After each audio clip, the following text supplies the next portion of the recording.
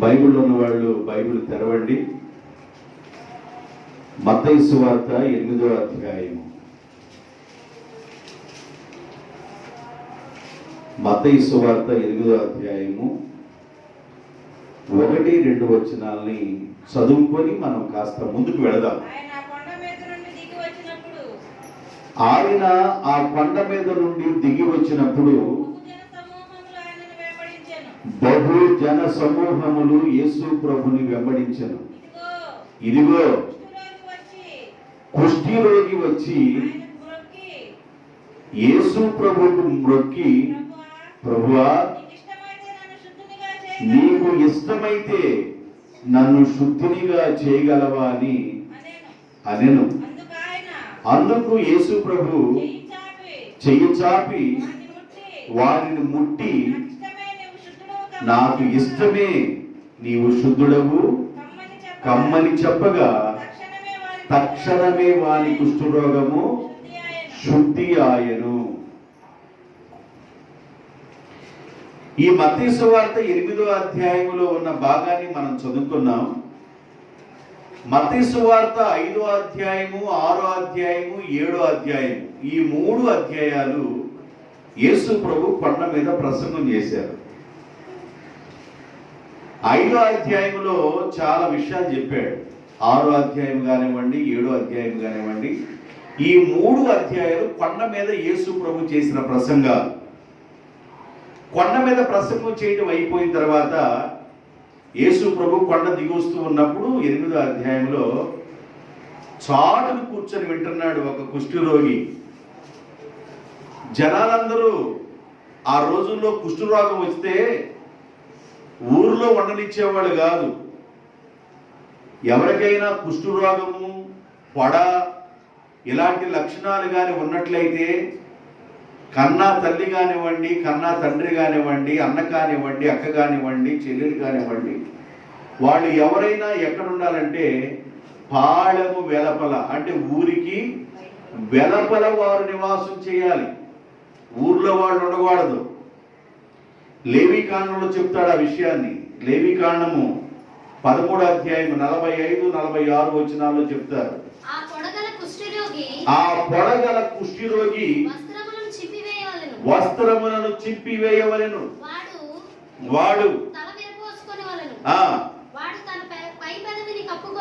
వాడు తన పై పెదవిని కప్పుకొని నేను అపవిత్రుడను అని బిగ్గరగా రోగమున్నవాడు పలకవలెను.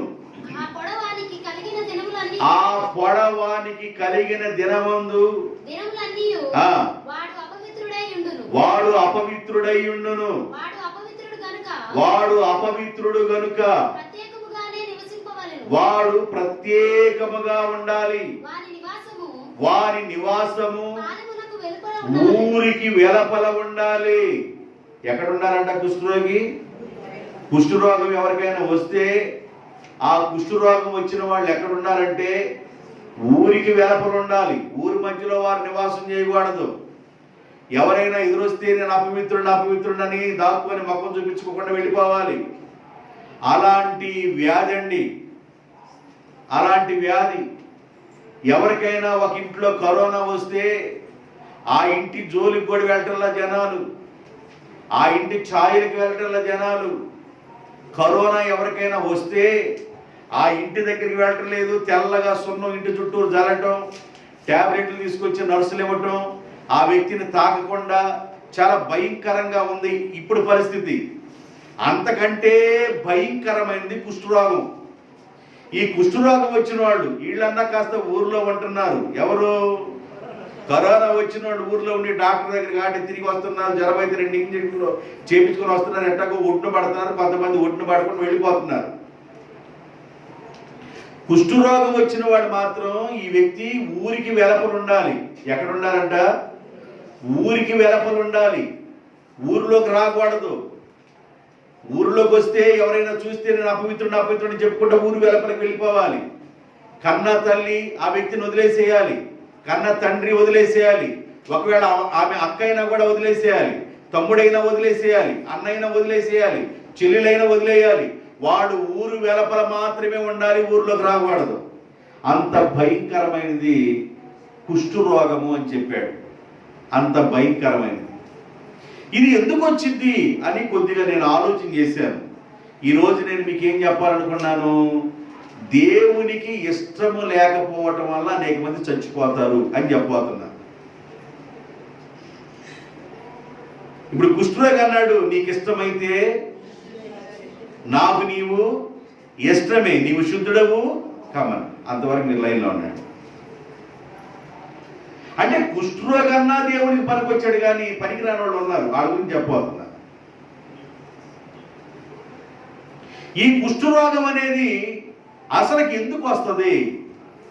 కుష్ఠరోగం అది తగ్గని రోగం, కుదరని రోగం, ఏ మందులకైనా అది తగ్గని రోగం. అలాంటి వ్యాధులు ఎందుకు వస్తాయి అంటే, దేవుని మాట ఎవరైతే వినరో, దేవుని మాటకు ఎవరైతే లోబడరో, దేవుని మాటకు ఎవరైతే భయపడరో, అలాంటి వారికి ఐగుప్తీయులకి ఈ రోగం ఆయన పిల్లలకు కాదంట. దేవుని యొక్క మాటకు లోబడకుండా, దేవుని యొక్క స్వరాన్ని వినకుండా ఎవరైతే ఉంటారో అలాంటి వారికి పుట్టే కొన్ని రోగాలు ఉన్నాయి. ఆ కొన్ని రోగాలలో ఒక రోగము కుష్ఠరోగము.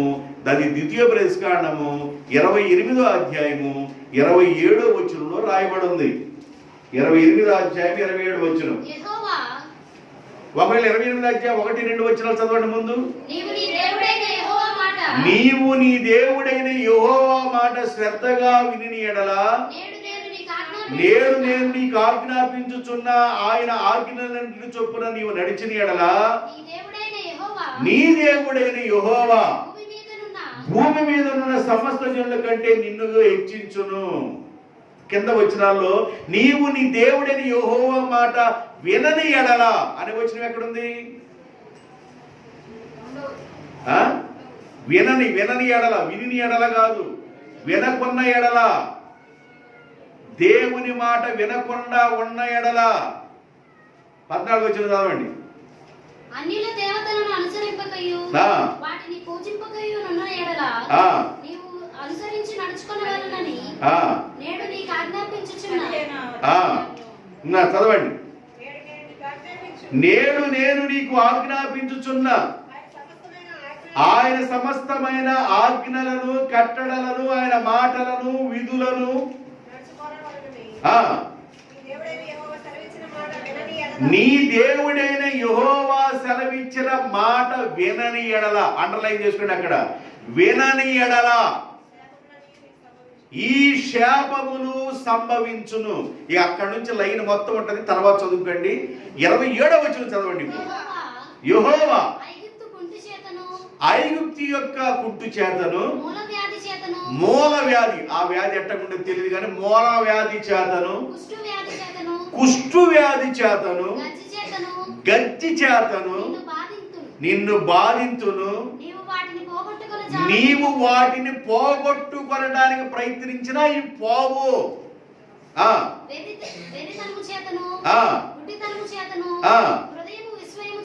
ఒకవేళ నువ్వు పోగొట్టుకోవాలని ప్రయత్నం చేసినా అవి పోవు అన్నాడు. నా వైపు చూడండి.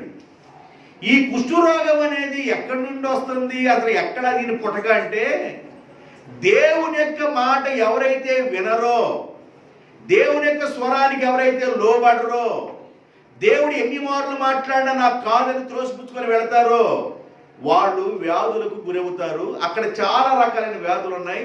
నేను ఈరోజు కుష్ఠరోగం గురించి చెప్తున్నాను కాబట్టి దాని గురించే మాట్లాడతాను. చాలా రకాలైనవి ఉన్నాయి. తాపకరమైన జ్వరము, జలుబు, ఇక రకరకాలు ఎన్ని ఉన్నాయండి. ఇవి ఏవి తగ్గవంటాయి. కుదర రోగాలు, గజ్జి, తామర, ఇలాంటి వాటి గురించి రాయబడి ఉన్నాయి. వీటి గురించి నేను వివరించడానికి నుంచోలేదు. కానీ కుష్ఠరోగం అనేది ఎప్పుడు వస్తుందంటే, ఒక మనిషి దేవుని యొక్క మాట వినకుండా, లోబడకుండా జీవించిన ఆ దినాల్లో ఆ మనిషికి కుష్ఠు అనేది వెంబడిస్తుంది. సిరియా దేశపు సైన్యాధిపతి అయిన నయమాన్ అనేవాడు కుష్టు పోగొట్టుకున్నాడు, కానీ దేవుని మాట వింటున్నానన్నట్టుగా ఉన్న గేహాజీ తగిలించుకున్నాడు. కారణం ఏంటంటే వింటున్నానన్నట్టుగా ఉన్నాడు కానీ వినలేదు కాబట్టి దాన్ని తగిలించుకున్నాడు. దేన్ని? నయమాన్ ఎవరు వదిలిపెట్టి వెళ్ళిపోయాడు. ప్రవక్త యొక్క మాట విని దేవుడి మాటకు లోబడి నయమాన్ ఎవరు కుష్ఠరోగం పోగొట్టుకుని వెళ్ళిపోయాడు. నయమాన్ తీసుకొచ్చిన కానుకలన్నీ ఆశించి ఆ పొలాలు తోటలు మొత్తం కొనుక్కొని ఆయనకున్న వ్యాధిని కూడా ఈయన సంపాదించుకున్నాడు గెహాజీ. ఆ రోజుల్లో కుష్ఠరోగం వచ్చిన వాళ్ళు ఊరికి వెలపల ఉండాలి. వాడు తల్లి చేసిన పాపమా, వాడు తండ్రి చేసిన పాపమా, ఏ శాపము వెంబడిస్తే వాడు కుష్ఠరోగమే వచ్చిందనంటే వాడు తల్లి చేసిన పాపమో, తండ్రి చేసిన పాపమో, ఎవరు చేసిన పాపమో కానీ వాడు కుష్ఠరోగిగా పుట్టాడు. ఈ కుష్ఠరోగం వచ్చిన వాడు ఊరు మధ్య కనబడకూడదు. ఊర్లో ఎవరైనా వ్యక్తులు కనబడితే నేను అపవిత్రుడని ఆ తల కప్పుకొని ఎవరికి ముఖాలు చూపించకుండా నేను అపవిత్రుడు అనుకుంటూ వెళ్ళిపోవాలి, ఊరు బయటకు వెళ్ళిపోవాలి.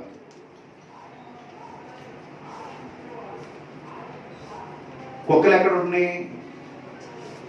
కుక్కలు ఎక్కడున్నాయి? ఊర్లో ఉన్నాయా, ఊరు బయట ఉన్నాయా? చెప్పండి అమ్మా. కుక్కలు ఏడున్నాయి?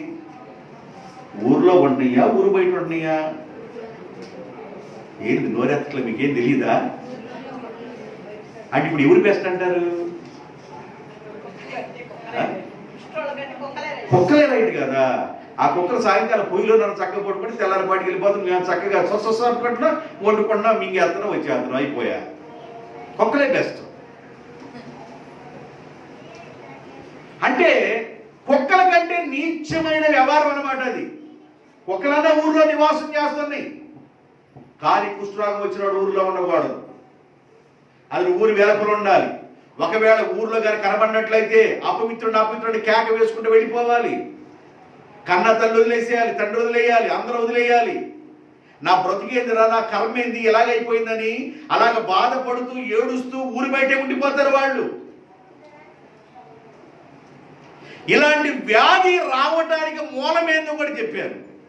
అయితే యేసు ప్రభు సేవ చేసే రోజుల్లో అనేక రకాలైన వ్యాధుల్ని బాగు చేస్తున్నాడు.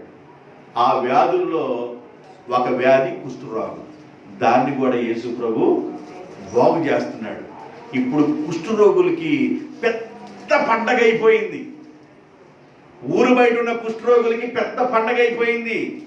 యేసు ప్రభు దగ్గరికి వెళ్ళటం వల్ల, యేసయ్య దగ్గరికి వెళ్ళటం వల్ల నాకు పట్టిన జాడ్యము, నాకు పట్టిన గజ్జి, నాకు పట్టిన తామర, నాకు పట్టిన కుష్ఠు, నాకు పట్టిన తాపజ్వరము, నాకు పట్టిన ప్రతి వ్యాధి వెళ్ళిపోయింది అనుకున్న వాళ్ళందరూ ఎక్కడికి వెళ్తున్నారు?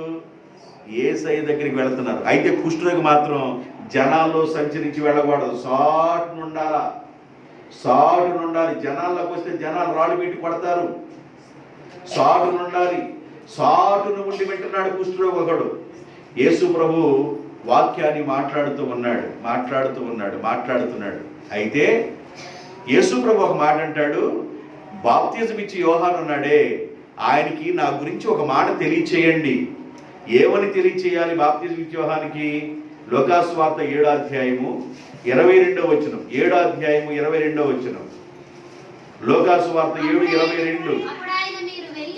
అప్పుడు యేసు ప్రభు అంటున్నాడు, మీరు వెళ్ళి మీరు చూచిన వాటిని, కన్న వాటిని అంటే మీ కళ్ళతో చూచిన వాటిని, మీ చెవులతో విన్న వాటిని యోహానుకు తెలపండి. ఏమని మీరు చెప్పాలి? యోహానికి బాప్తిసం ఇచ్చే యోహానికి ఏమని చెప్పాలంటే, గుడ్డివారు చూపు పొందుచున్నారు, కుంటివారు నడుచుచున్నారు, కుష్ఠరోగులు శుద్ధులవుచున్నారు, చెవిటివారు వినుచున్నారు, చనిపోయిన వారు లేపబడుచున్నారు, పేదలకు సువార్త ప్రకటించబడుతుంది. ఆ విషయమై ఈ విషయాలన్నీ యోహానికి మీరు చెప్పండి. యోహానికి మీరు చెప్పండి. ఏమని చెప్పన్నాడంటే, చెవిటివారు వింటున్నారు, కుంటివారు నడుస్తున్నారు, మగవారు మాట్లాడుతున్నారు, కుష్ఠరోగులు శుద్ధులవుతున్నారు. ఈ విషయాలు చెప్పండి. ఇప్పుడు నాకెలా చూడండి, ఎవరెవరు శుద్ధులవుతున్నారంట? గుడ్డివారు, కుంటివారు, చెవిటివారు, కుష్ఠరోగులు, ఇలాంటి వ్యాధి కలిగిన వాళ్ళందరూ శుద్ధులవుతున్నారు. ఎక్కడుంటే? యేసు ప్రభు చెరుకు పల్లిలో ఉన్నాడు అనుకోండి, నువ్వు బొరుసుల పల్లిలో కూర్చోవడం వల్ల శుద్ధి అవ్వో. యేసయ్య దగ్గరికి రావాలి. దేవునికి స్తోత్రం. యేసయ్య దగ్గరికి రావాలి. కుష్ఠరోగులు యేసయ్య దగ్గరికి వస్తున్నారు, చెవిటి వాళ్ళు యేసయ్య దగ్గరికి వస్తున్నారు, మగవాళ్ళు యేసయ్య దగ్గరికి వస్తున్నారు, కుంటివాడు యేసయ్య దగ్గరికి వస్తున్నాడు. నడక సరిగా లేకపోయినా కుంటివాడు యేసు ప్రభు దగ్గరికి వస్తున్నాడు. ఎంత ఆసక్తి అండి! యేసయ్య దగ్గరికి వెళ్ళటం వల్ల నా కుంటితనం పోయింది, యేసయ్య దగ్గరికి వెళ్ళటం వల్ల నా చెవిటితనం పోయింది, యేసయ్య దగ్గరికి వెళ్ళటం వల్ల నా మోగతనం పోయింది, యేసయ్య దగ్గరికి వెళ్ళటం వల్ల నా కుష్ఠరోగం పోయిందని ఎవడైతే ఆశతో వస్తాడో వారు బాగుపడుతున్నారు. వాళ్ళు బాగుపడ్డారు కాబట్టి, ఓ ప్రజలారా, ఓ శిష్యులారా, మీరు ఏదైతే కళ్ళతో చూశారో, ఏదైతే చెవులతో విన్నారో, నేను చేసిన ఈ కార్యాలన్నీ బాప్తిస్మ ఇచ్చే యోహానుకి చెప్పండి అన్నాడు. ఎక్కడికి రావాలి ఇప్పుడు మనం? యేసయ్య దగ్గరికి రావాలి. దేవునికి ఇష్టము లేని వారు సంహరించబడతాన్నారు అని చెప్పబోతున్నా మీకు. ఆ సందర్భాన్ని మీకు చెప్పాలంటే ఈ సందర్భం మీకు చెప్పాలి. ఒక కుష్ఠరోగి యేసు ప్రభు దగ్గరికి వచ్చి, జనాలందరూ దాదాపు వాక్యాన్ని విని కొండ దిగి వెళ్ళిపోతున్నారు. 3 రోజులు అయిపోయింది అప్పటికే. కొండ దిగి వెళ్ళిపోతున్నారు. ఆ చోటున ఒక రాయి చోటు కూర్చున్నాడు. యేసు ప్రభు ఆ మార్గంకి వస్తాడని గమనించి ప్రజలందరూ వెళ్తుండగా యేసయ్య పాదాల దగ్గరికి వచ్చి, అయ్యా, నా తల్లికి కానీ, నా తండ్రికి కానీ, నా తోబుట్టులకు కానీ నేను ఎవరికి ఇష్టం లేనయ్యా. ఊరి వెలపల బ్రతుకుతున్నానయ్యా, ఒక అనాథగా బ్రతుకుతున్నానయ్యా, ఊరిలో కుక్కలన్నా బ్రతుకుతున్నాయ్యా, అంతకంటే హీనమైన బ్రతుకుతున్నానయ్యా ఊరి వెలపల. ఒకవేళ ఎవరైనా నన్ను చూస్తే ముఖాన్ని కప్పుకొని నేను అపవిత్రుడిని కేకలు వేసుకుంటూ నేను వెళ్ళిపోవాలయ్యా. నేను చేసిన పాపమే ఉందయ్యా, నేను చేసిన తప్పే ఉందయ్యా, ఈ వ్యాధితో పట్టడం నా పాపమా, నా తప్ప అని అడుగుతూ, నీకు ఇష్టమైతే నన్ను శుద్ధునిగా చేయగలవా అని అడిగాడు. మనస్ఫూర్తిగా అడిగాడండి. దేవునికి స్తోత్రం. దేవుని దగ్గరికి వచ్చినప్పుడు మనస్ఫూర్తిగా అడగాలి. అయితే దేవుని దగ్గరికి వచ్చి అడుగుతున్నావు కానీ క్రమంగా ఉండి అడుగుతున్నావా, అక్రమముగా ఉండి అడుగుతున్నావో నువ్వు తెలుసుకోవాలి. క్రమం, చాలా మంది క్రమం ఉండిద్ది, భయం ఉండిద్ది. ఉదయకాలం స్కూల్ బస్సు వచ్చింది. ఆ స్కూల్ బస్సు రాగలే అప్పటికే తల్లి ఏం చేసిందంటే అన్నం చేసింది, కూర చేసింది, పిల్లోడి స్నానం చేయించింది, వాడి టై కట్టింది, బెల్ట్ కట్టింది, బూట్లు వేసింది, బట్టలు వేసింది, ఇవన్నీ బాక్స్ పెట్టింది, బలపు ఇవన్నీ సర్ది వాడి బస్సు ఎక్కించింది. చేయదా? చేసిందా? చేయదా? బస్సు వచ్చిన తర్వాత బూట్లు వేస్తా కూర్చొని సొక్క వేయకుండా ఉండి, హాగు సొక్క తర్వాత వేస్తానుండు అని చెప్పేసి బస్సులో వెళ్ళి సొక్క వేస్తావు నువ్వు. ఆడు 2 రోజులు వస్తాడు, నిన్ను 3 రోజు ఏమనకుండా క్యాబ్ ఇచ్చి ఒక పక్కన వస్తాడు నీ మగానే, అది యాక్చువల్గా. కానీ అటు పక్కన వస్తాడు, నీ మగా నువ్వు మనం ఊరుకోవుగా నువ్వు. అది అటు పక్కన ఇచ్చి క్యాబ్ ఇచ్చి నీ బతుకుమండ అంటాడు.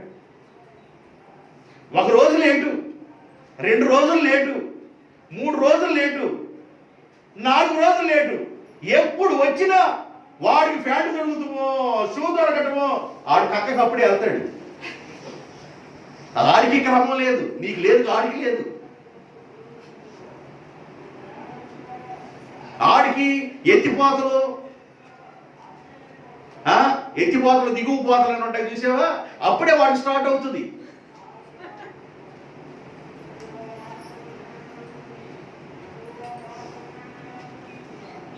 పెద్దవాళ్ళ క్రమం లేనప్పుడు వీళ్ళకేం క్రమం వచ్చింది? పెద్దవాళ్ళకి భయం లేనప్పుడు వీళ్ళకేం భయం వచ్చింది? పెద్దవాడికి జాగ్రత్త లేనప్పుడు వీళ్ళకంటే జాగ్రత్త వచ్చింది దరిద్ర పొత్తుకు కానీ.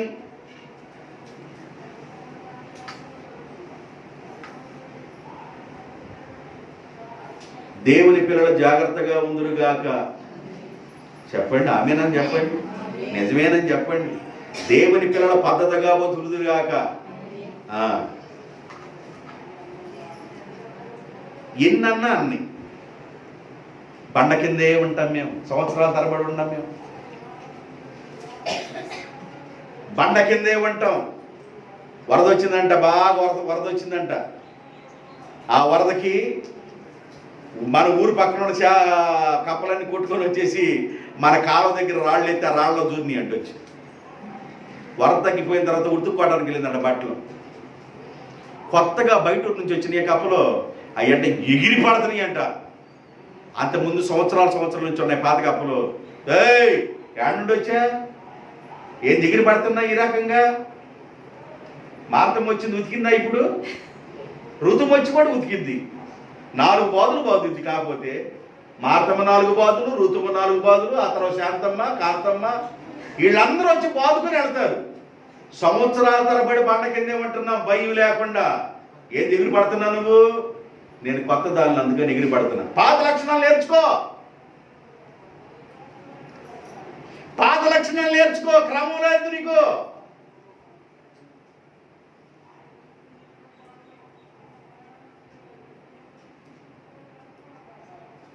వాడు చెప్తాడు వెళ్ళిపోయి, స్కూలు డ్రైవర్ చెప్తాడయ్యా నేను లేటుగా రావడానికి గల కారణం ఏంటంటే పలానా ఊర్లో పలానా ఉందయ్యా, అవి తప్పించుకొని రాలేకపోతున్నాయి అంటాడు. ఒకసారి ఆ గని ఎవరో చూడండి అని చెప్పేసి స్కాన్ చేస్తాడు. గని ఏంటంటే అది గని, అక్కడ ఖనిజ లవణాలు పడతాయి. గని, ఆ గనిని ఎవరో చూడండి అంటారు. పొయ్యి దగ్గర కూర్చున్నా కూడా టిఫిన్ అవ్వదు, ఇవ్వుతా ఉంటారంట. గని కొంతమంది చిటిపిన్ చేస్తారు పనులు, కొంతమందికి ఇవ్వుతా కూర్చుంటారు. గనులు.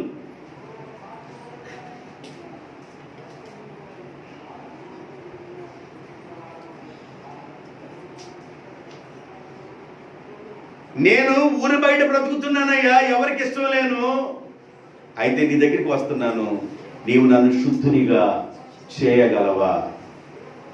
ఇటు చూడండి, నీవు నన్ను శుద్ధునిగా చేయగలవా? యేసుప్రభు అంటాడు, నీవు నాకు ఇష్టమే. ఒక కుష్ఠిరోగి, ఊరి వెనకలో ఉన్న కుష్ఠిరోగితో అంటున్నాడు, నీ తల్లి నిన్ను వదిలిపెట్టిందేమో, నీ తండ్రి నిన్ను వదిలిపెట్టాడేమో, నీ అన్న నిన్ను వదిలిపెట్టాడేమో, నీ అక్కగారు నిన్ను వదిలిపెట్టిందేమో, మీ చెల్లెలు నిన్ను వదిలిపెట్టిందేమో, నీవు నాకు ఇష్టమే, నీవు తక్షణమే శుద్ధుడుగా అన్నాడు. దేవునికి స్తోత్రం, హల్లెలూయా. కుష్ఠిరోగైనా దేవునికి ఇష్టమై ఉన్నాడు, కానీ అంతకంటే వ్యాధిగ్రస్తులు ఉన్నారు. వాళ్ళ గురించి చెప్పటానికే ఈ విషయాలు చెప్పే మీకు. ఒకసారి కొరింథీయులకు రాసిన పత్రికకు వెళ్ళండి. కొరింథీయులకు రాసిన పత్రిక, మొదటి కొరింథీయులకు రాసిన పత్రిక 10వ అధ్యాయము, మొదటి కొరింథీయులకు రాసిన పత్రిక 10వ అధ్యాయము, 10వ అధ్యాయము 5వ వచనాన్ని చదవండి. అయితే వారిలో ఎక్కువ మంది దేవునికి ఇష్టలుగా ఉండకపోయెను గనుక అరణ్యములో సచ్చిరి, సంహరించబడిరి అంటాడు. అయితే వారిలో అనేకులు దేవునికి ఇష్టముగా లేరు గనుక అరణ్యములో చచ్చిపోయారు. ఏందంట వాళ్ళు దేవునికి ఇష్టం లేని పని ఏందంట అరణ్యంలో? 1, 2, 3, 4 వచనాలు చదవాలి ఇప్పుడు. సహోదరులారా, ఈ సంగతి మీకు తెలియకుండా నేను చెప్పకుండా నాకు ఇష్టం లేదు. అది ఏమంటే, మన పితరులందరూ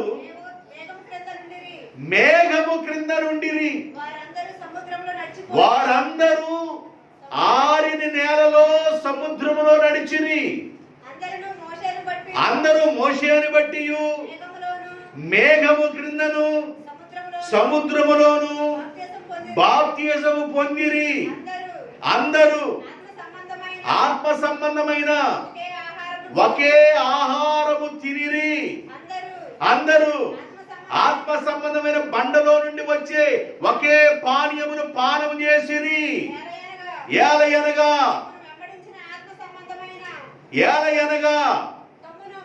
తమ్మును వెంబడించిన ఆత్మ సంబంధమైన బండలోనిది త్రాగిరి. ఆ బండ క్రీస్తే. అయితే వారిలో ఎక్కువ మంది దేవునికి ఇష్టముగా లేని కారణాన ఆగండి. ఏమండి, నా వైపు చూడండి ఒకసారి. మీరందరూ చక్కగా క్లియర్గా తేట మొక్కలతో చూడండి. దేవుని స్తోత్రం చెప్పండి గట్టిగా. రెండు చేతులు వేసి చెప్పండి అట్లాగా, అంటే ఉన్నట్టుగా అన్నమాట. ఐగుప్తు దేశంలో నుండి ఇశ్రాయేలు ప్రజలు బయలుదేరి వెళుతున్నప్పుడు వారికి ఎర్ర సముద్రం అడ్డొచ్చిందని మనం చెప్పుకుంటాం. దేవుడు మోషే యొక్క ప్రార్థన ద్వారా ఎర్ర సముద్రాన్ని పాయలు చేసి ఆరిన నేలలో ఇశ్రాయేలు ప్రజలు నడిపిస్తూ ఈ వైపునున్న ఒక సముద్రం గోడవలే ఆ వైపునున్న సముద్రం గోడవలే పైన మేఘముతో కప్పబడి ఆ లోపల ఇశ్రాయేలు ప్రజలందరూ బాప్తిజాన్ని పొందారు. పాత నిబంధన కాలంలో ఉన్న ఇశ్రాయేలు ప్రజలు సంఘముగా పిలువబడ్డారు.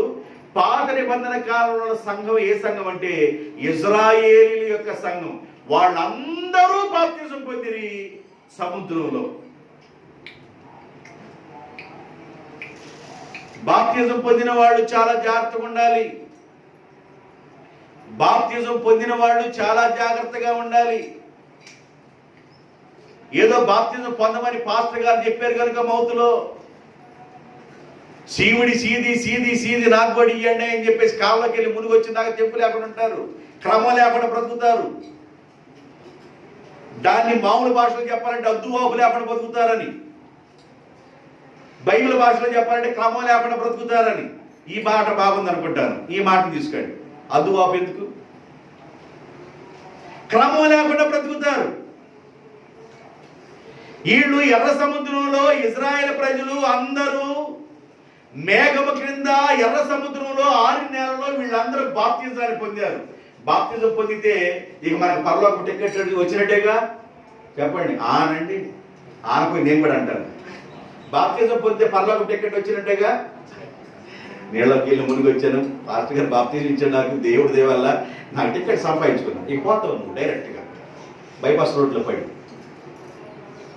అంటే బాప్తిజం పొందిన వాళ్ళందరూ వెళ్ళిపోవటం టికెట్ కొనుక్కొని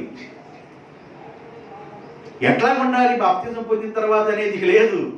పొందే నేను, అయిపోయింది బాప్తిజం. అంటే బాప్తిజం అంటే ఏంది? పొందేసే నేను,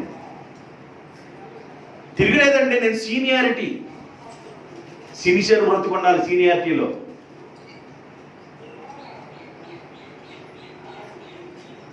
వీళ్ళందరూ ఎర్ర సముద్రంలో బాప్తిజం పొంది ఒడ్డుకొచ్చారు. ఆ కాస్త ముందుకు వెళ్ళిన తర్వాత వాళ్ళకి నీరు లేకపోతే బండలో నుండి దేవుడు నీరునిచ్చాడంట. ఎక్కడి నుండి ఇచ్చారు దేవుడు నీరు? బండలో నుండి వచ్చే నీరు. బండ అంటే యేసు ప్రభువే. ఒకే పానీయమును పానం చేశారు. పాత నిబంధనలో ఉన్న సంఘస్థులు ఏమన్నా క్రీస్తు అనే బండలో నుండి వచ్చిన పానం చేశారు. క్రొత్త నిబంధనలో ఉన్న సంఘస్థులు ఏమన్నా క్రీస్తు రక్తం అనే ద్రాక్ష రసం తీసుకొని ఇది యేసు రక్తంగా భావించి తీసుకోండి అని ఒకే పానీయాన్ని మనం చేస్తున్నాం. వాళ్ళు ఎలా చేశారు ఒకే పానీయం, మనం కూడా అలాగే చేసాం. అయితే దేవుడు మనకేమన్నా ఒక రొట్టెని విరిచి ఇది నా శరీరము, మీరు నన్ను జ్ఞాపకం చేసుకున్నప్పుడల్లా దీనిలో మీరు తినండి భుజించండి అని చెప్పాడు. ఒక రొట్టెని తీసుకొని నా శరీరంగా భావించుకుని అన్నాడు దేవుడు. అప్పుడు పరలోకము దేవుడు ఏం చేశాడంటే వాళ్ళకి పరలోకంలో నుండి వచ్చే ఆహారం, దేవదూతలు తినే ఆహారం పెట్టాడు వాళ్ళకి. పరలోకంలో నుండి వచ్చే ఆహారాన్ని దేవుడు వారికి అందించాడండి. దేవునికి స్తోత్రం. వాళ్ళకేమన్నా పరలోకం నుండి వచ్చే ఆహారం పెట్టారు, మనకేమన్నా క్రొత్త నిబంధన కాలంలో సంఘస్థులకి ఏమన్నా నా శరీరం అని ఒక రొట్టెని తీసుకొని ప్రభు నన్ను జ్ఞాపకం చేసుకున్నప్పుడు ఈ రొట్టెని తీసుకొని భుజించినప్పుడు నా శరీరం అని నమ్మండి. ద్రాక్ష రసం తీసుకొని ఇది నా రక్తం అని నమ్మండి అన్నాడు. ఇశ్రాయేలు ప్రజలకి ఏమన్నా బండలో నుండి వచ్చే నీరు, ఒకే పానీయమును పానించారు. ఆకాశం నుండి పడే మన్నా దేవదూతలు భుజించు ఆహారం దేవుడు వాళ్ళకు పెట్టాడు. వాళ్ళు ఒకే పానీయాన్ని పానం చేశారు. వారు ఆత్మ సంబంధమైన బండలో నుండి వచ్చే పానీయమే తాగారు. ఆకాశం నుండి దేవుడిచ్చే మన్నాను వారు తిన్నారు. బాప్తిజం పొందిన తర్వాత మనం ఎలా బల్లారాధన తీసుకుంటున్నామో వాళ్ళు కూడా అలాగే ఉన్నారు. కానీ అరణ్యములో వారు దేవునికి ఇష్టము లేని కారణాన్ని బట్టి సంహరించబడిరి. బాప్తిజం పొందాను అనుకొని సంకలు కొట్టుకోబాకండి. బాప్తిజం పొందినోడు కూడా దేవునికి ఇష్టం లేకుండా చచ్చిపోతారు. బాప్తిజం పొందినోడు కూడా దేవునికి ఇష్టం లేకుండా చచ్చిపోతారు. ఒక కుష్ఠిరోగి దేవునికి ఇష్టంగా ఉన్నాడు. ఒక కుష్ఠిరోగి ఊరి వెలుపల ఉండేవాడు. కుష్ఠ రోగానికి మూలం దేవుని మాట వినకపోవటం. ఒక కుష్ఠరోగి దేవుని దగ్గరికి రావటం వల్ల, దేవుని పాదాలు పట్టుకోవటం వల్ల ఆ కుష్ఠరోగి దేవునికి ఇష్టమై శుద్ధుడయ్యాడు. ఒక కుష్ఠరోగి అయినా దేవునికి ఇష్టమయ్యాడు. కానీ ఒకే పానీయాన్ని చేస్తున్న వీరు, ఒకే ఆహారం తింటున్న వీరు అరణ్యములో దేవునికి ఇష్టము లేని కారణాన్ని బట్టి అరణ్యములో వారు ఏమైపోయారంట? చచ్చిపోయారు అన్నాడు. కుష్ఠరోగన్నా ఇష్టమయ్యాడు, కానీ అంతకంటే డేంజరస్లో ఉన్నారు వీళ్ళు. కుష్ఠరోగి తన చేతులకో తలకో నొసలకో వచ్చిన పొడను బట్టి అపవిత్రుడని అనుకుంటున్నాడు, కానీ అంతకంటే డేంజరస్ పర్సన్స్ వీళ్ళు. దేవుడు మనకి బుద్ధి కలగడానికి మాట్లాడుతూ ఉన్నాడు ఈ విషయాలు. మీరు ఎలా ఉన్నారు? బైబిల్ చెబుతుంది, తాను జరిగించిన క్రియల చొప్పున. క్రియలు అంటే ఏంది? క్రియలు అనగా పనులు. తాను జరిగించిన క్రియల చొప్పున, అవి మంచివైనను సరే, అవి చెడ్డవైనను సరే, ఒక రోజున ప్రతి వాడు క్రీస్తు న్యాయపీఠం ఎదుట నిలబడవలెను. ఓ రోజు మనమంతా నిలబడతామండి. తెలిసి తెలియని వయసులో చేసే తప్పు వేరు, తెలిసి తెలియని విషయాలు చేసే వేరు. నీకు వయసు పెరుగుతుంది, ఆయుష్కాలం తగ్గిపోతుంది, క్రమం నీకు అర్థం కావటంలా, దేవునితో ఎలా నడవాలో అర్థం కావటంలా, దేవునితో ఎలా ఎదగాలో అర్థం కావటంలా. అర్థం కాని వీళ్ళందరూ అరణ్యంలో ఏమైపోయారంట? సంహరించబడ్డారు. సంహరించబడటానికి కారణాలు ఎందుకు చెప్తారు, జాగ్రత్తగా మీరు వినాలి, జాగ్రత్తగా వినండి. కుష్ఠరోగన్నా దేవునికి ఇష్టమయ్యాడు, కానీ అరణ్యములు అనేకులు ఇశ్రాయేలు ప్రజలు అంటున్న వాళ్ళు దేవునికి ఇష్టం లేకుండా చేసిన పనులేంది, దేవునికి బాధ కలిగించిన పనులేంది, ఎంతో బాధ కలిగిస్తే వాళ్ళు చనిపోయారు. ఇంకో మాట చెప్తాను, ఇశ్రాయేలును కాపాడు దేవుడు కొనకడు నిద్రపోడు. అంత దేవుడు ఇశ్రాయేలు అందరూ నాశనం అయిపోతుంటే ఎందుకు మౌనంగా ఉన్నాడు? ఎంత బాధ కలిగించుంటారు. ఇశ్రాయేలు సైన్యమునకు ముందు నడచిన దైవమా, ఇశ్రాయేలు సైన్యమునకు ముందు నడచిన దైవమా, ఏడు మార్లు చూడగండి సంపరాడి చించువా, ఏడు మార్లు చూడగండి సంపరాడి చించువా.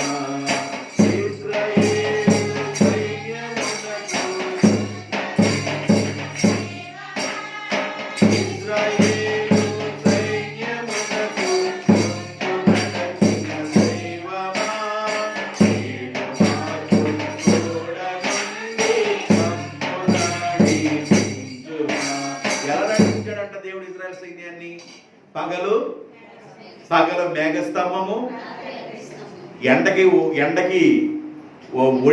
ఒడిలిపోకుండా, ఎండకి చిక్కిపోకుండా, ఎండ దెబ్బకి మనుషులు బెంబేలెత్తకుండా పగల మేఘస్తంభం వలె, రాత్రి అగ్ని స్తంభం వలె ఎలాంటి అపాయం జరగకుండా దేవుడు వాళ్ళు నడిపిస్తుంటే, ఒకే బండలోనిది వాళ్ళు పాలన చేశారంట. పాత నిబంధన కాలంలో ఉన్న సంఘం, మనం క్రొత్త నిబంధన కాలంలో సంఘం. క్రొత్త నిబంధన కాలంలో సంఘం బాప్తిజం పొందిన తర్వాత యేసు ప్రభు శరీరాన్ని రొట్టిగా, ఆ రొట్టిని శరీరంగా భావించి తీసుకుంటాము, ద్రాక్ష రసాన్ని అలాగా రక్తంగా భావించి తీసుకుంటాం. వాళ్ళు ఎవరైనా పరలోకం నుంచి పడ్డ మన్నన ఆహారంగా తిన్నారు, ఒకే బండ్లో పానీయాన్ని చేశారు. అందరూ మోషేని బట్టి మేఘం కింద అందరూ బాప్తిజాన్ని పొందారు. బాప్తిజం పొందిన వాళ్ళకి ఇదే క్రమం, మనకి ఇదే క్రమం. అయితే బాప్తిజం పొందిన వీరు, మేఘము కింద బాప్తిజం పొందిన వీరు అరణ్యములో దేవునికి ఇష్టము లేని కారణాన్ని బట్టి అనేకులు సంహరించబడిరి అన్నాడు. దేవునికి ఇష్టం లేని పనులు ఏం చేశారు? బాప్తిజం పొంది దేవునికి ఇష్టం లేని పనులు ఏం చేశారు? బల్లారాధనలో ఉంటూ దేవునికి ఇష్టం లేని పనులు ఏం చేశారు? ఒకే బండలోని పానం చేస్తూ దేవునికి ఇష్టం లేని పనులు ఏం చేశారు? ఏం చేశారో నేను కొన్ని క్లుప్తంగా చూపించి ఒక మాట గురించి నేను మీకు వివరించడానికి ప్రయత్నం చేస్తాను. అదే కొరింథీ రాసిన పత్రిక 10వ అధ్యాయం 7, 8, 9, 10, 11 వచనాలు. జనులు తినుటకును త్రాగుటకును కూర్చుండి, జనులు తిని త్రాగిన తర్వాత ఇక స్టెప్ వేయాలిగా. జనులు తిన్నారు, తాగారు, తాగిన తర్వాత ఏముంది? ఇక ఒళ్ళు మామూలుగా లేదు, స్టెప్ వేయాలిగా. జనులు తినుటకును త్రాగుటకును ఆడుటకును లేచిరి అని వ్రాయబడినట్లు వారిలో కొందరి వలె మీరు విగ్రహారాధికులై ఉండకుడి. ఒక తప్పేందంట, వాళ్ళు ఏం చేసింది? విగ్రహారాధికులై ఉండకుడి. వారిలో అనేక మంది నశించిపోవడానికి మొదటి కారణం విగ్రహారాధన. మరియు వారి వలె మనము వ్యభిచారము చేయకుండా ఉందుము. రెండో పాపం, ఒకటి విగ్రహారాధన, రెండు వ్యభిచారము అనే పాపం. వారిలో కొందరు ఒక్క రోజే 23,000 మంది హతులైపోయిరి. మనము ప్రభువుని శోధించకుండా ముందు. మూడో పాపం ఏంటంటే దేవుణ్ణి శోధించుట. ఒక పాపం ఏంది? విగ్రహారాధన. రెండో పాపం ఏంది? వ్యభిచారం. మూడో పాపం ఏంది? దేవుణ్ణి శోధించడం. తర్వాత 4, వారిలో కొందరు శోధించి సర్పం వలన నశించిపోయిరి. మీరు సనగకుడి. ఇది 4వ పాపం. మీరు సణుక్కోబాకండి. వారిలో కొందరు సణిగి, సంహారకుడు అంటే మరణ దూత చేత నశించిపోయిరి. ఈ సంగతులు దుష్టాంతరములుగా వారికి సంభవించి యుగాంతముందున్న మనకి బుద్ధి కలగటానికి ఈ మాటలు గుర్తుగా స్టాంప్ వేసాడు దేవుడు.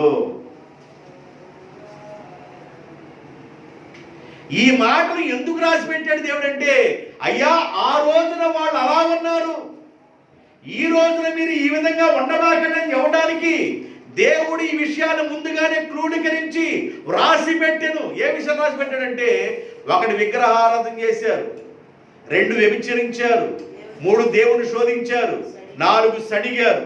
అందువల్ల అరణ్యములు అనేక మంది ఏమైపోయారు?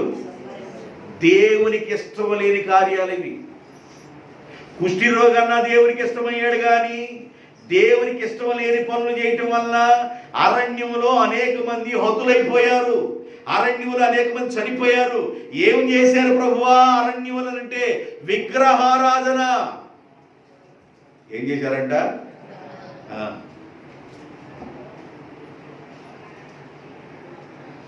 సృష్టికర్తని మరచి జనులు సృష్టిని పూజించుట తగునా?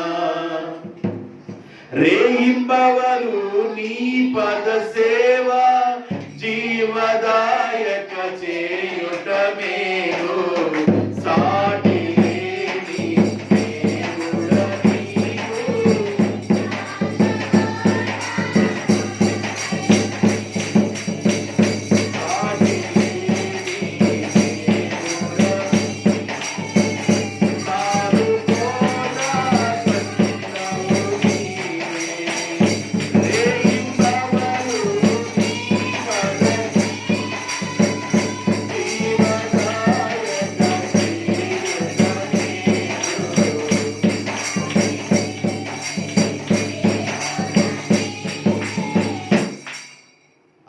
చప్పట్లు ఒక విధంగా కొట్టండి, గజ్జలు కూడా ఒకే లెవెల్లో కట్టండి. గజ్జలు ఒక విధంగా కొట్టబాకండి. చప్పట్లు కూడా మీరు కూడా అపత్తులు చేసింది కాకుండా చక్కగా మీరు మంచిగా మీరు చప్పట్లు కొట్టండి. దేవుడు మిమ్మల్ని దీవించను గాక. అది అని చెప్పండి. వద్దంటే పోనీయండి, దేవుని స్తోత్రం. వద్దంటే పోనీయండి. సేవకున్నోటి నుండి దీవించును గాక అని వచ్చినప్పుడు ఆమేను ఎవరైతే స్వీకరిస్తారో, ఎవడు ముందు దిగునో, ఎవరు నోరు కట్టేయబడినో వాడి దరిద్రం వెంబడించును.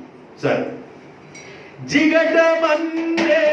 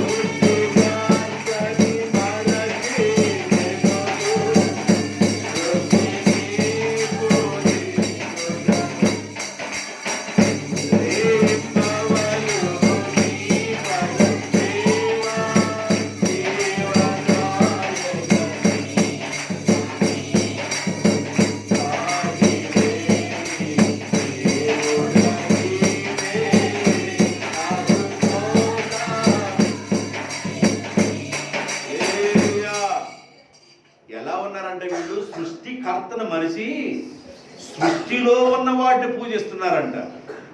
సృష్టిలో ఉన్న వాటిని పూజిస్తున్నారు. వర్షం రాకపోతే ఏం చేయాలి? వర్షం రాకపోతే ఏం చేయాలి? ఒక కప్పుని కావిడి కట్టుకొని ఊరేగుతూ చేయాలి. వర్షం ఇచ్చేది ఎవరు? వర్షం ఇచ్చేది ఎవరు? దేవుడు. వర్షం ఇచ్చే దేవుడు. మనిషి కనబడుతున్న చెట్టుకి చెట్టే నీవేనయ్యా దేవుడు అంటున్నారు. కనబడుతున్న సూర్యుడిని నీవేనయ్యా దేవుడు అంటున్నారు. కనబడుతున్న చంద్రుడిని నీవేనయ్యా దేవుడు అంటున్నారు. కనబడుతున్న గాలిని నీవేనయ్యా దేవుడు అన్నాడు. కనబడుతున్న వర్షాన్ని నీవేనయ్యా దేవుడు అన్నాడు. కనబడుతున్న నక్షత్రాల్ని నీవేనయ్యా దేవుడు అన్నారు. కనబడుతున్న కోతిని కూడా నీవేనయ్యా దేవుడు. చాలా మంది పరిస్థితులు ఎలా ఉన్నాయంటే దేవుడి మీద ఆనుకోవలసింది దేవుడి మీద ఆనుకోకుండా ఆటాటాటి మీద వాడుకుంటున్నారు మనుషులు. దేవునికి ఇష్టం లేని పనులు చేస్తున్నారు. దేవునికి ఇష్టం లేకుండా బ్రతుకుతున్నారు. నేను ఈ చర్చి కడుతున్నప్పుడు, ఈ చర్చి మీద ఇంకో స్లాబ్ వేస్తున్నప్పుడు వెంకట్రావు గారు అన్నారు, ఏదన్నా ఒక బొమ్మ పెడితే బాగుండిద్దయ్యా అన్నాడు. నేను అన్నాను, యేసుప్రభు ఉన్నప్పుడు బొమ్మలు పెట్టకూడదయ్యా అన్నా. నేను యేసుప్రభు ఉన్నప్పుడు బొమ్మలో పెట్టకూడదయ్యా. కొందరు ప్లస్ గుర్తుని గిట్ట కాకుండా నిలువుగా పెట్టుకుంటారు. ప్లస్ గుర్తుని పెట్టుకొని లేవని అంత అర్థమైపోదు మీకు. నేను చెప్తే మీకు అర్థం కాకపోవడం. ప్లస్ గుర్తు ఇట్ట ఉండిద్ది కానీ ఇట్ట పెడతారు కొంత ప్లస్ గుర్తు.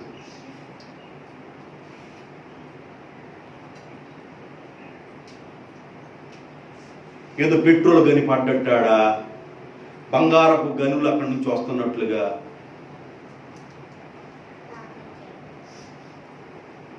నాకేం అర్థం కావట్లా. ఎంతమంది నా దృష్టి పడుతుందో నాకు అర్థం కావట్లేదు.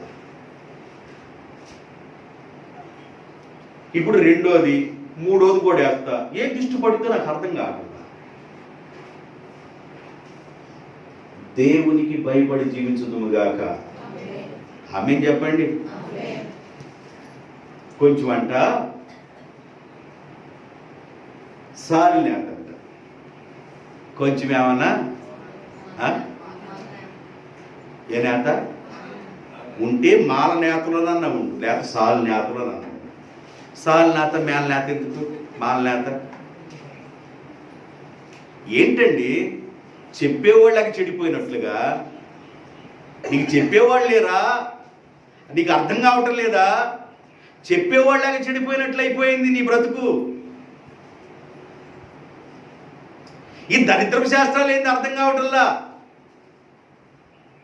దరిద్రపు లక్షణాలు అర్థం కావటంలా.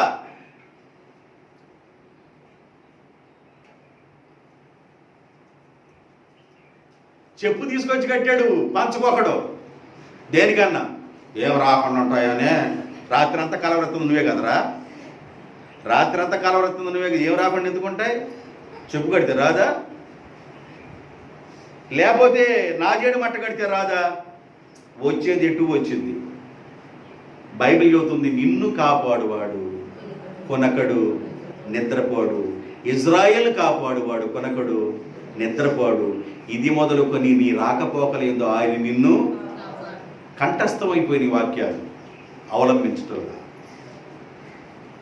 ఇజ్రాయేలీలు అనేకులు అరణ్యములో నాశనమైపోవడానికి కారణాలు ఏంటంటే, మొదట వారు విగ్రహారాధన చేశారు.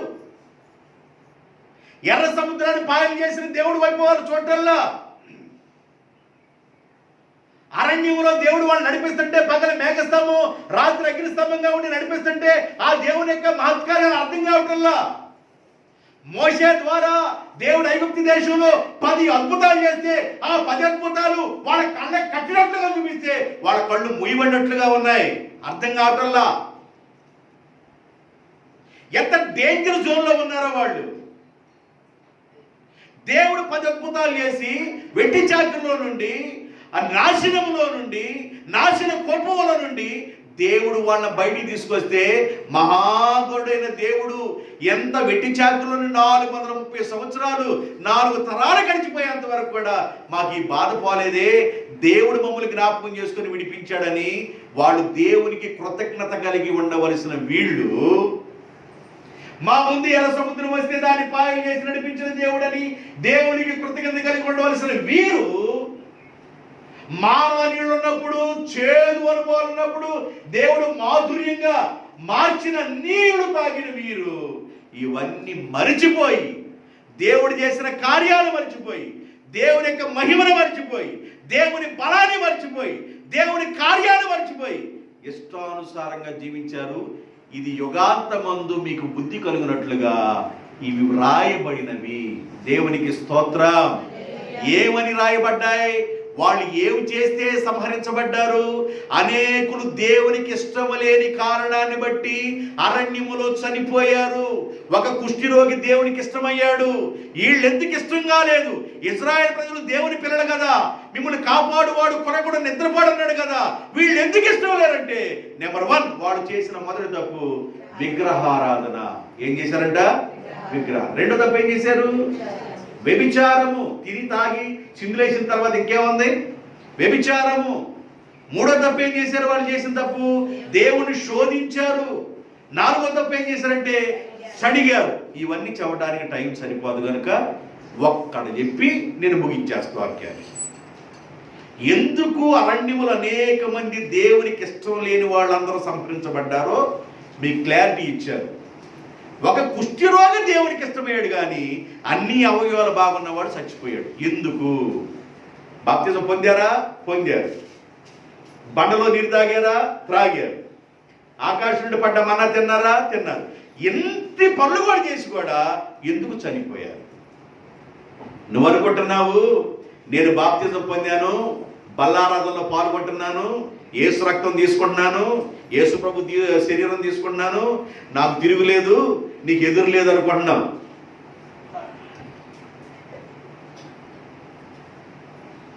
నువ్వు బాప్తిజం పొందే చాలదు. బల్లారాధనలో ఉండి యేసు ప్రభు శరీరం తీసుకొని రొట్టె తీసుకొని టపా టపా మింగినా చాలదు. అది కాదు, మనం ఉండవలసిన క్రమంలో మనం ఉందుముగాక. దేవునికి స్తోత్రం. ఒక తప్పు గురించి నేను మీకు చెప్పేసి నేను వాక్యాన్ని ముగించాలని ఆశపడుతున్నాను. కీర్తన గ్రంథం 78వ కీర్తన, కీర్తన గ్రంథం 78వ కీర్తన 17-18 వచనాలు. 17-18 వచనాలు. అయినను వారు దేవునికి విరోధముగా ఇంకను పాపము చేయుచూనే వచ్చిరి. అడవిలో మహోన్నతుని మీద తిరుగుబడి వారు తమ ఆశ కొలది ఆహారమును అడుగుచు తమ హృదయములలో దేవుని శోధించిరి. నాకు అందరూ చెప్పండి ఈ మాట, అందరూ నోరు చెప్పండి. వారు తమ ఆశ కొలది ఆహారము అడుగుచు తమ హృదయములో దేవునిని శోధించిరి. మరలా చెప్పండి. వారు తమ ఆశ కొలది ఆహారము అడుగుచు తమ హృదయములలో దేవునిని శోధించిరి. వాళ్ళు అంటున్నారు మోషేతో, మోషే ఐగుప్తు దేశంలో ఉన్న కీరకాయలు, బీరకాయలు, దండకాయలు, దోసకాయలు ఎంత బాగున్నాయో మోషే.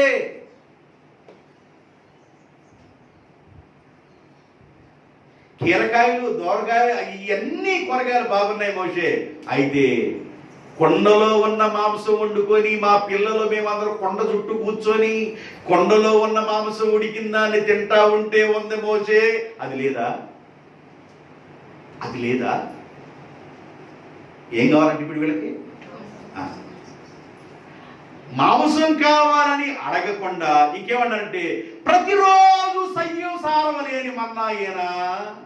ఏంగంట వీళ్ళకంట సయ్యసారం లేదంట, సయ్యసారం లేదంట ప్రతిరోజు. ఈ మన్నా అసలు ఎవరు తినే మన్నా? ఇది దేవదూతలు భుజించే ఆహారాన్ని దేవుడు ఎడగబెడుతుంటారణ్యంలో సయ్యసారం లేని మన్నా ఏనా అని అంటున్నారు. మీరు కూడా అంటారు అప్పుడప్పుడు సయ్యసారం లేని సట్టే నీకెందుకు ఒట్టే అనరు మీరు?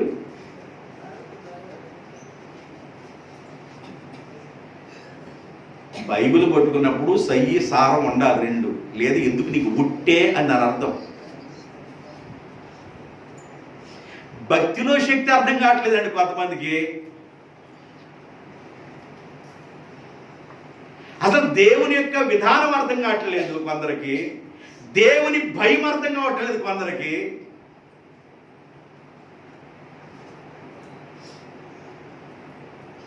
వీళ్ళు అలా జీవించారు, ఇజ్రాయెల్ ప్రజలు అలా జీవించారు. వాళ్ళు ఆహారం కావాలని దేవుని శోధించి తమ హృదయంలో దేవుణ్ణి శోధిస్తున్నారంట. శోధిస్తున్నారు. ఎలా శోధిస్తున్నారు దేవుణ్ణి?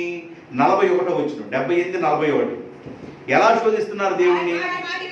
మాట మాటకి ఏమన్నా ఒక్క మాట మాట్లాడితే సార్లు ఊరికాయ నువ్వా వద్దాక మా అన్నయ్యనా.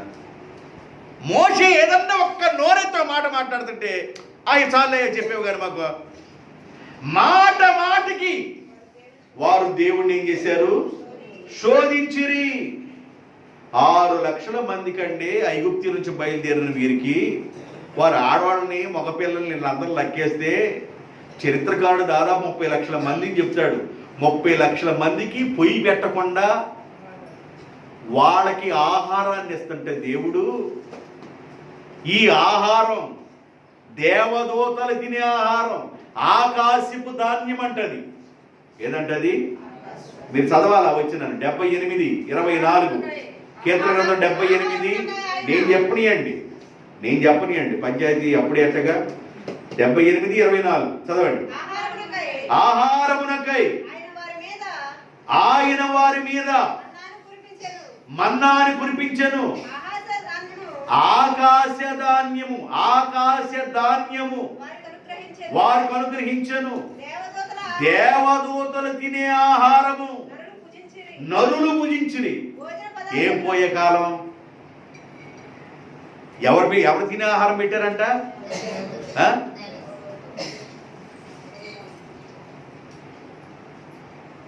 రాజు పక్కన తీసుకొచ్చి కూర్చోబెట్టారంటే పేర్లలో రాసి,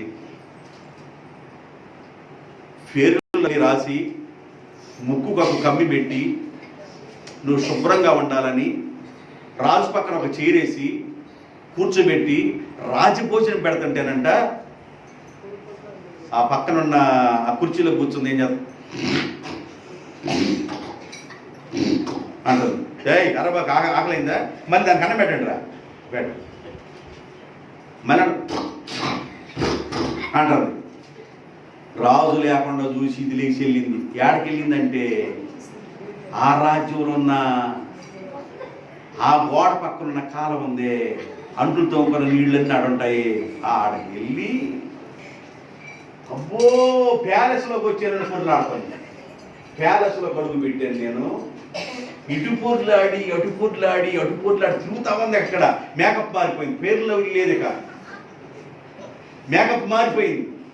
రాజుగారు వచ్చి అన్నాడు, ఏది నా పక్కన కుర్చీలో కూర్చుంది ఏది అన్నాడు.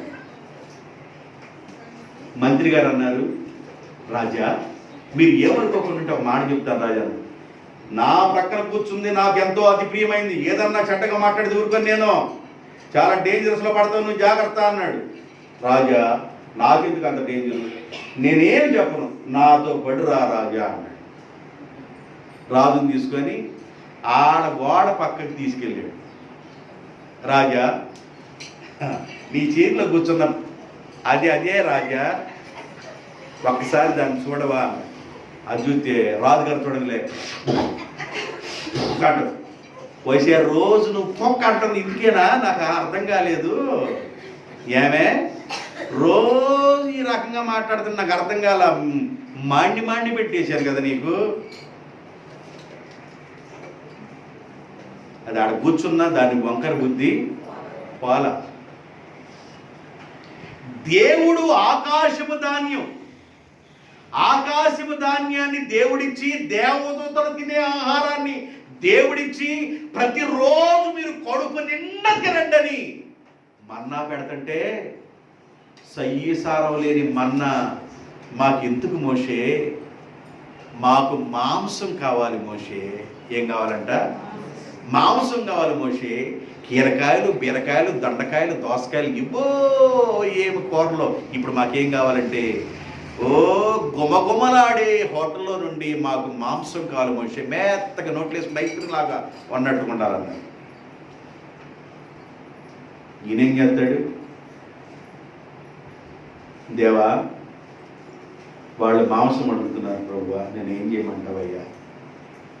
ఈ అరణ్యంలో ఈ మాంసాన్ని 30 లక్షల మందికి ఆడ తీసుకొచ్చి పెడతాను ప్రభువా.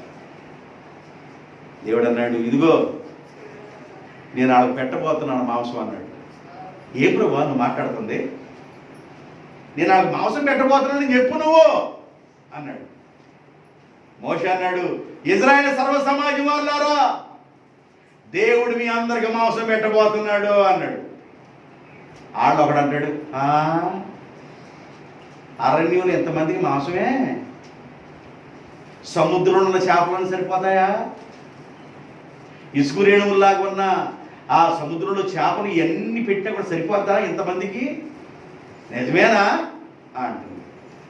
మోషే వాళ్ళు చాలా అపనమ్మకంతో ఉన్నారు. ఒక మాట చెప్పు, ఒక రోజు కాదు వీళ్ళకి మాంసం, 2 రోజులు కాదు మాంసం, 3 రోజులు కాదు మాంసం, 4 రోజులు కాదు మాంసం, 5 రోజులు కాదు మాంసం, 30 రోజులు. అబ్బా ఏమి బంపర్ ఆఫర్ చూడండి. ఎన్ని రోజులంట? 30 రోజులు వరుసగా పెడతాను అన్నాడు. సంఖ్యాకాండంలో కదా, సంఖ్యాకాండం 11వ అధ్యాయం 19, 20 వచనాలు. ఒక్క రోజు కాదు, 2 రోజులు కాదు, 5 రోజులు కాదు, 10 రోజులు కాదు, 20 రోజులు కాదు, ఒక్క నెల దినాలు 30 రోజుల వరకు, అనగా 30 రోజుల వరకు మాంసం మాంసం మాంసం మాంసమే. 30 రోజుల వరకు బంపర్ ఆఫర్ అన్నాడు.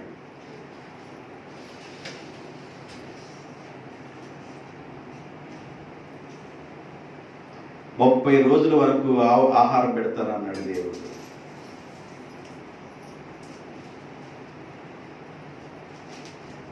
దేవుడు తూర్పు గాలిని విచిరేటట్టు చేయగా ఓ పూరేళ్ళన్నీ మాట్లాడుకుని అంట పిట్టలన్నీ. మనం దేవుడు మనకు ఆజ్ఞాపించాడు, మనం దేవుడికి అవసరమై ఉంది, ఆయన పిలిచాడని పూరేళ్ళు లెగిసొచ్చి వాళ్ళ పాళెములో మామూలుగా నిలబడలేదంట. పిట్టలో ఇక ఎగరట్లా, ఇక ఎవడికి ఎన్ని కావాలన్ని పిట్టలు తక్కువగా పోగేసుకుంటే 100 కేజీలు పోగేసుకున్నాడంట ఒకడు. నా మాటలు అర్థమవుతుందా? ఈరోజు తినడానికి మాంసం 10 మంది ఉన్నామండి మన ఇంట్లో, 10 మంది ఉన్నాం. బాగా తినగలిగినాడు అంటే 10 కేజీలు, ఒక్కొక్కటి కేజీ లెక్కలు తిన్నా, ఒక్కొక్కటి కేజీ లెక్కలు తింటే 10 కేజీలు, కేజీ మాంసం తింటే. కానీ ఒక్కొక్కడు ఒక కుటుంబానికి ఎంత పోగేసుకున్నాడంటే బాగా తక్కువ అనుకుంటే వాడు 100 కేజీలు పోగేసుకున్నాడంట. ఆత్రం మీద ఉన్నారు, మామూలు లేదు వ్యవహారం. ఏమా అన్నమైందా? టిఫిను ఏమేశారు? టిఫిను మాంసం. మధ్యాహ్నం అన్నమైందా? ఉడికిందంటే ఏంది? మాంసం. 3 గంటలకి ఏమన్నా ఉందా? మాంసం. సాయంకాలం ఏమన్నా ఉందా? మాంసం. ఎప్పుడు నోట పడ్డా మాంసమే. బ్రేక్ఫాస్ట్ అదే, లంచ్ అదే, డిన్నర్ అదే. అంటే ఉదయాన్నే టిఫిన్ అదే, మధ్యాహ్నం భోజనం అదే, సాయంకాలం భోజనం అదే. 1 రోజు కాదు, 2 రోజులు కాదు, 3 రోజులు కాదు, 4 రోజులు కాదు, మాంసం మాంసం మాంసం. తిని తిని తిని తిని తిని తిని నాసికా రంధ్రాల నుంచి వచ్చిందంట మాంసం. ఎంత తిన్నారో చూడండి.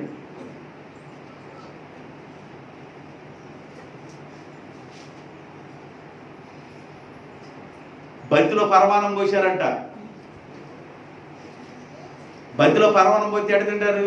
మొత్తం నవ్వున్నట్టుగా అక్కడ తింటారా? మోతే.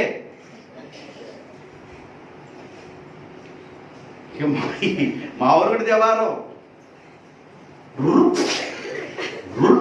అది లాగటమేక. ఉదయాన్నే మాంసం, మధ్యాహ్నం మాంసం, సాయంత్రం అది.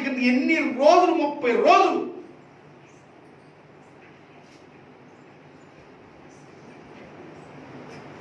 ఎంత తిండి పెట్టిన దేవుణ్ణి కూడా మళ్ళీ వాళ్ళు దేవునికి నమ్మకంగా లేకపోవడం వలన, ఎంత ఆహారం పెట్టాడని, ఎంత ఆహారం దేవుడిచ్చాడని కృతజ్ఞత లేకుండా జీవించారండి వాళ్ళు.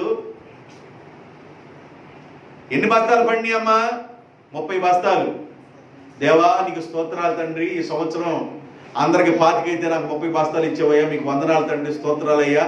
వచ్చే సంవత్సరం 40 బస్తాలు పడితే బాగుంటుంది ప్రభువా, నీకు వందనాలు తండ్రి అంటే దేవుడు అంటాడు ప్రార్థన 40 బస్తాలు ఇచ్చాడంట. మళ్ళీ ప్రార్థన చేసుకున్నాడు, ప్రభువా నీ స్తోత్రం, అందరికీ నాయన 25 పడి నాకు 40 ఇచ్చేవయ్యా, వచ్చే సంవత్సరం 50 పడితే బాగుంటుంది అయ్యా. వచ్చే సంవత్సరం 50 ఇచ్చాడంట దేవుడు. దేవా నీకు స్తోత్రం అయ్యా, నీ స్తోత్రం. దేవుడు అన్నాడంట, ఈ పొద్దా కెట్టా చెప్పడం అంటే సోది మొహందానే, ఎప్పుడన్నా 1 బస్తాలను ఇచ్చావా? ఇక 30 బస్తాలు, 40 బస్తాలు, 50 బస్తాలు నీవే పోగేసుకోవడం తప్ప దేవా స్తోత్రం స్తోత్రం అని పోగేసుకో ఎప్పుడన్నా దేవుడికి ఏమన్నా?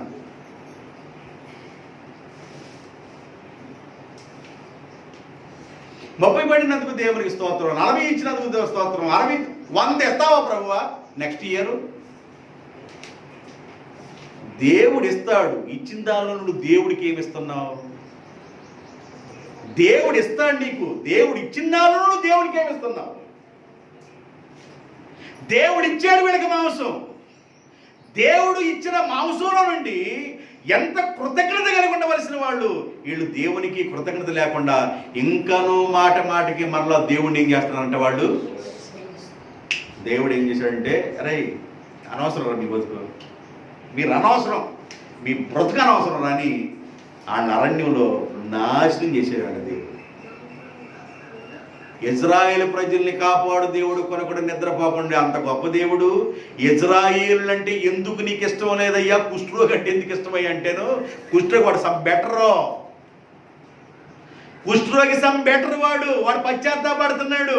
ఊరి బయట బతుకుతున్నానయ్యా, ఉన్నవాడు పట్టించుకోవట్లా, అయిన వాళ్ళు పట్టించుకోవట్లా, అనాథగా బ్రతుకుతున్నాయంటే వాడు సమ్ బెటర్. వాడు పశ్చాత్తాపడ్డాడు. వీళ్ళ కడుపు నిండా పెట్టినా కూడా పశ్చాత్తాపం లేదు వీళ్ళకి. కడుపు నిండా ఆహారం పెట్టిన పశ్చాత్తాపం లేదు వీళ్ళకి, కృతజ్ఞత లేదు వీళ్ళకి, కృతజ్ఞత హీనులు. అందువల్ల అరణ్యములో దేవునికి ఇష్టము లేని కారణాన్ని బట్టి అనేకులు అరణ్యములో హతులైపోయిరి, నాశనమైరి. ఈరోజు నా వాక్యాన్ని ముగిస్తూ మాట్లాడుతున్న మాట, నీవు దేవునికి ఇష్టముగా ఉన్నావా? దేవునికి ఇష్టముగా లేవా? బాప్తిజం పొంది నువ్వు ఎలా ఉన్నావు? బాప్తిజం అంటే తమాషాగా ఉందా నీకు? బల్లారాధన అంటే తమాషాగా ఉందా నీకు? దేవుని బిడ్డగాన్ని చెప్పుకుంటాను నీవు తమాషాగా జీవిస్తున్నావు? నీవు క్రమం లేకుండా ఉన్నావా? నువ్వు దేవునికి ఇష్టంగా ఉన్నావా? ఇష్టం లేని కార్యాల్లో ఉన్నావా? క్రమంలో ఉన్నావా? క్రమం లేని విధంగా ఉన్నావో ఒక్కసారి నిన్ను పరిశీలన చేసుకుంటే ఈరోజు నువ్వు బాగుపడినట్లే. ఈరోజు దేవుడు నీతో మాట్లాడిన మాటలకి ఆశీర్వాదం వచ్చినట్లే. కాబట్టి గమనించండి, చాలామంది దేవునికి అయిష్టంగా ఉండటానికి కారణం మొదట వాళ్ళు చేసిన తప్పు విగ్రహారాధన, రెండో చేసిన తప్పు వ్యభిచారము, మూడో తప్పు శోధించటం, నాలుగోది సణుకోవడం. ఇవన్నీ చెప్పాలంటే గంట మెసేజ్ చెప్పుకోవాలి. అందువల్ల మీకు బ్రీఫ్గా ఒక కొంచెం విషయాలు నేను చెప్పాను. ఇవన్నీ మనసులో పెట్టుకోండి, నమ్మకంగా ఉండండి, శోధించబాకండి. శోధించే లక్షణం ఏమన్నా జలగలకు ఉంది. శోధించే లక్షణం ఎవరిదంట? జలక్కి ఇద్దరు కూతురు ఉన్నారంట. ఆ ఇద్దరు కూతురు పేర్లు ఏందంట? ఇమో ఇమో ఆగు తీసుకుంటున్నా, నిడరా ఆగు వస్తుంది, ఇక్కడ పిండుతున్నాను. జలగ ఏం చేసిందంట? పిండటమే. కోతికి పట్టిందంట ఒక జలగ, ఎగురుతుందో ఇటు లాపడినా రావట్లేదంట. అది పీల్చుకోవాల్సిన తర్వాత పీల్చుకున్న తర్వాత కోతి అప్పుడు లాగితే అప్పుడు వచ్చిందంట జలగ. జలకున్న కూతుర్లో ఇమ్ము అని ఇద్దరు కూతురు ఉన్నారు. కొంతమందికి దేవుడు ఎంత ఇచ్చినా అర్థం కావటం లేదు. దేవుడు ఎంత బ్లెస్ చేసినా, ఎంత ఆశీర్వదించినా వాళ్ళకి అర్థం కావట్లా. కృతజ్ఞత లేని వారిగాను వాళ్ళు జీవిస్తున్నారు, దేవునికి ఇష్టం లేని వారిగా జీవిస్తున్నారు. అలా ఉండకూడదని దేవుడు మాట్లాడుతున్నాడని, దేవుని మాటని నువ్వు నమ్మితే నీకు ఆశీర్వాదం వచ్చింది. ఈ మాటల ద్వారా దేవుడు మిమ్మల్ని ఆశీర్వదించుకున్నారు. తలలోంచండి, ప్రార్థన చేద్దాం.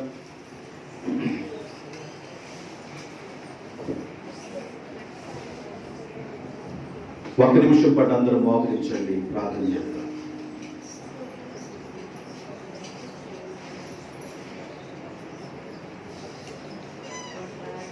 ఆకాశపు ధాన్యాన్ని దేవుడు ఇచ్చి వాళ్ళకి ఇచ్చాడు. దేవదూతలు భుజించు ఆహారం దేవుడు వాళ్ళకిస్తే అది వాళ్ళకంట సయ్యసారం లేని విధంగా ఉందండి. దేవుడు ఎంత ఆశీర్వాదం ఇచ్చినా ఇంకా నువ్వు దేవునికి ఏమిస్తున్నావు?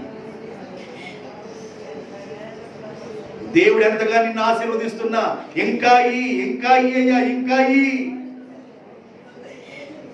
ఇచ్చే దేవుని కోసం నువ్వేం చేస్తున్నావు? ఎలా ఉంటున్నావు? అరణ్యంలో ఇశ్రాయేలు ప్రజలు దేవునికి ఇష్టము లేని కారణాన్ని బట్టి వారు అనేకులు హతులైపోయారు. ఎందుకు ఇష్టము లేదు? విగ్రహారాధికులుగా ఉన్నారు. సృష్టికర్తని మరిచి సృష్టిని పూజిస్తూ ఉన్నారు. తిని త్రాగి చిందులేస్తూ వ్యభిచరిస్తూ ఉన్నారు. దేవుణ్ణి శోధిస్తూ ఉన్నారు. దేవుడి మీద సొడుక్కుంటున్నారు. ఇలాంటి కారణాలు బట్టి ఇజ్రాయేలు దేవునికి ఇష్టంగా లేరు. ఒక కుష్ఠరోగి దేవునికి ఇష్టంగా ఉన్నాడు. వ్యాధి కలిగిన వాడు సమాజంలోకి రాకూడదు, ఊరు వెలపలే ఉండాలి.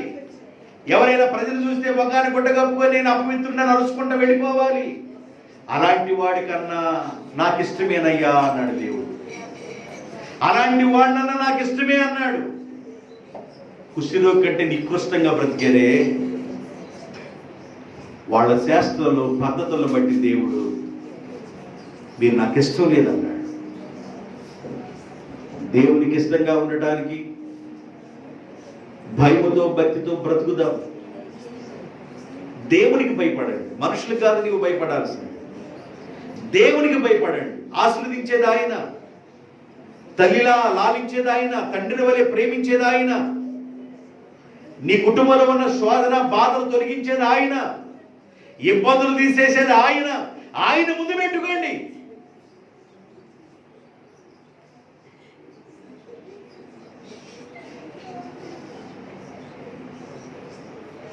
రెండు నేతల్లో ఉండబాకండి,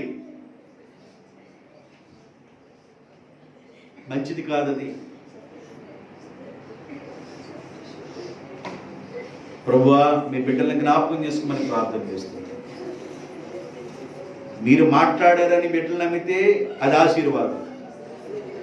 ఒకవేళ మనసులో సైతాన్ ఏదన్నా వేరే వ్యతిరేకమైన ఆలోచన పుట్టిస్తే అది శాపంగా మారింది వారికని. మీరు జ్ఞాపకం చేస్తున్నందుకు వందనాలు. మీ బిడ్డలను దీవించండి, దీవెన వైపే నడపండి, దీవెన వైపే నడపండి, ఆశీర్వాదం వైపే నడపండి, మీకు లోబడి జనాంగంగా పెంచండి. యేసుక్రీస్తు నామములో ప్రార్థన చేయించున్నాను తండ్రి, ఆమేన్.